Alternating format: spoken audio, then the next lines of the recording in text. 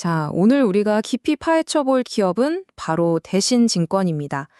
초대형 투자은행, 즉 IB가 되겠다는 거대한 야망과 언제 터질지 모르는 부동산 리스크 사이에서 정말 아슬아슬한 줄타기를 하고 있는데요. 과연 이 투자는 우리에게 엄청난 기회가 될까요? 아니면 교묘한 함정일까요? 오늘 그 속을 제대로 한번 들여다보겠습니다. 오늘 분석은 이렇게 진행될 겁니다. 먼저 대신증권이 꾸는 큰 그림, 그 원대한 목표부터 시작해서요. 그 다음엔 재무제표를 열어서 빛과 그림자를 동시에 살펴볼 거고요. 이걸 바탕으로 그래서 투자를 해야 하는가에 대한 성장 동력과 반대로 이것 때문에 망설여진다 하는 치명적인 리스크를 조목조목 따져본 뒤에 최종적으로 우리는 어떤 투자 전략을 세워야 할지 결론을 내려보겠습니다. 자, 그럼 첫 번째 이야기부터 시작해 볼까요? 대신증권은요, 이제 더 이상 우리가 알던 그런 단순한 증권사에 머무르고 싶어 하지 않습니다. 이들이 꿈꾸는 건 훨씬 더 큰 그림, 바로 종합금융그룹으로의 변신인데요. 그 과정을 먼저 한번 짚어보죠. 대신증권의 전략 방향, 아주 명확합니다. 예전처럼 그냥 주식 사고 파는 중개 수수료에만 기대는 모델은 이제 끝났다는 거죠. 대신에 앞으로 회사를 이끌어갈 두 개의 거대한 기둥, 바로 부동산 금융하고 투자은행 IB, 이 두 가지를 중심으로 체질을 완전히 뜯어고치고 있는 겁니다. 자, 이제부터가 진짜 중요합니다. 숫자를 한번 들여다볼 시간인데요. 바로 이 재무제표 안에서 대신증권의 뜨거운 야망과 차가운 위험, 이 완전히 상반된 두 이야기가 정면으로 부딪히고 있습니다. 일단 좋은 소식부터 볼까요? 대신증권. 정말 대반하게도 자기 자본을 4조 원까지 불렸습니다. 와, 이건 정말 인상적인 숫자죠. 이른바 초대형 IB가 되기 위한 첫 번째 그리고 가장 중요한 관문을 통과한 셈이니까요. 하지만 동전의 뒷면은 분위기가 완전히 다릅니다. 요주의 자산이라는 게 있는데요. 이게 뭐냐면 쉽게 말해 이것 좀 위험한데 싶은 자산들이거든요. 근데 이 자산이 무려 40배 넘게 폭증했습니다. 이건 그냥 넘어갈 수 없는 아주 명백한 경고 신호라고 봐야 합니다. 그래서 여기서 핵심이 딱 나옵니다. 자본의 양은 늘리는 데는 성공했어요. 4조 원, 정말 대단하죠. 그런데 그 자본의 질을 따져보면 물음표가 딱 붙는다는 겁니다. 이게 사실상 부채나 다름없는 방식으로 돈을 끌어온 데다가 자산 건전성은 급격히 나빠지고 있으니까요. 이건 투자자 입장에선 정말 양날의 검이죠. 아니, 그럼 이렇게 위험한데 도대체 왜 대신증권에 투자하라는 말이 나오는 걸까요? 이상하죠? 자, 지금부터는 이 모든 리스크를 감수할 만큼 매력적인 주가를 끌어올릴 수 있는 강력한 성장 엔진들이 뭐가 있는지 한번 살펴보겠습니다. 첫 번째 투자 포인트는 바로 이겁니다. 수익 구조가 아주 탄탄해졌어요.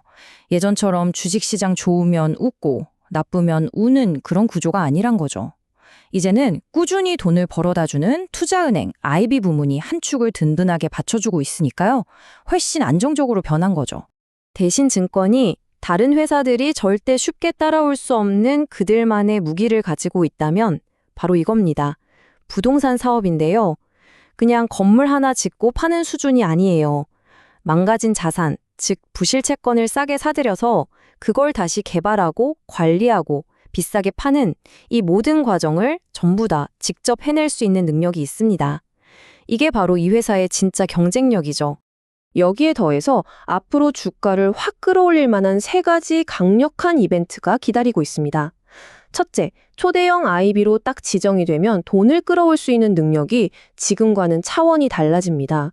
둘째, 2026년부터는 세금 없는 배당을 준다는데 이거 투자자들한테는 정말 엄청난 혜택이거든요. 마지막으로 뉴욕, 도쿄 같은 해외 핵심 지역으로 뻗어나가면서 새로운 먹거리를 찾고 있다는 점도 기대해 볼 만합니다. 자, 지금까지 좋은 이야기만 들었죠? 하지만 투자는 항상 동전의 양면을 봐야 합니다. 이 화려한 성장 스토리 뒤에 숨겨진 어쩌면 모든 걸 망가뜨릴 수도 있는 시한폭탄에 대해서도 이야기해봐야 합니다. 가장 큰 그리고 가장 무서운 리스크는 단연 부동산입니다. 자기 자본의 87%가 부동산에 묶여 있어요. 이게 얼마나 심각한 수준이냐면 업계 평균이 60% 정도인데 그걸 아득히 뛰어넘는 거의 올인에 가까운 수준입니다.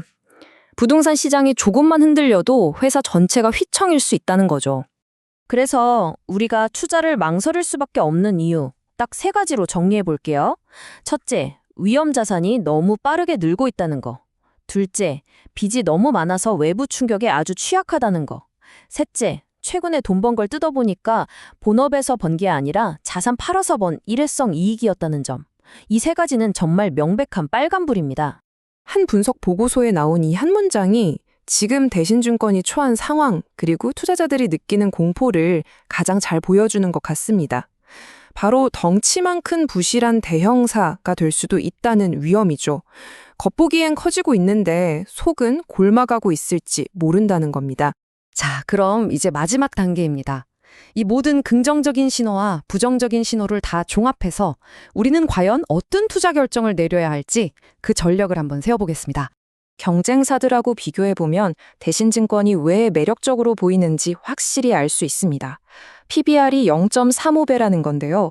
이게 무슨 말이냐면 지금 주가가 이 회사가 가진 순자산 가치의 3분의 1 토막 수준에서 거래되고 있다는 뜻이에요. 엄청나게 싸다는 거죠. 여기에 업계 최고 수준의 배당까지 주니까 싸고 배당 많이 주는 주식을 찾는 투자자들한테는 눈이 돌아갈 수밖에 없는 겁니다. 바로 이 점 때문에 앞으로의 주가 시나리오가 극과 극으로 갈립니다. 만약에 부동산 리스크가 잘 해결되고 초대형 IB 인가까지 받는다? 그럼 주가는 37,000원까지도 갈 수 있습니다. 엄청난 상승이죠. 하지만 반대로 부동산 문제가 터져서 손실이 현실화된다면 주가는 12,000원까지 곤두박질을 칠 수도 있습니다. 정말 천국과 지옥을 오갈 수 있는 상황인 거죠. 그래서 최종 결론은 이겁니다. 일단 기다리자. 잠재력은 정말 높아요. 하지만 지금 당장 뛰어들기에는 부동산이라는 시한폭탄의 리스크가 너무 큽니다. 2025년 4분기에 이 부동산 손실 규모가 어느 정도인지 그 숫자가 딱 확인되고 나서 들어가도 절대 늦지 않습니다. 지금은 리스크 관리가 먼저입니다. 결국 이 모든 분석은 투자자인 여러분께 하나의 질문을 던지는 셈입니다.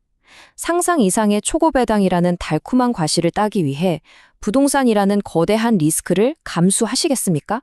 아니면 안전하게 지켜보시겠습니까? 선택은 여러분의 몫입니다.